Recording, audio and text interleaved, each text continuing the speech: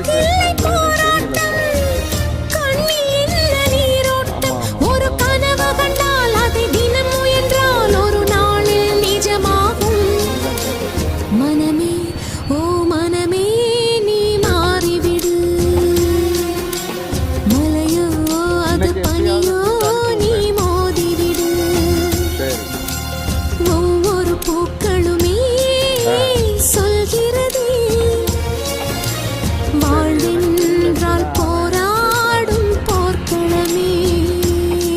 தெரியலப்பா.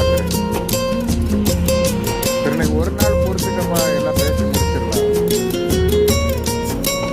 சரி, அதுக்காக வேண்டி அவன்கிட்ட பிரச்சனை எல்லாம் பண்ணாத, சரியா?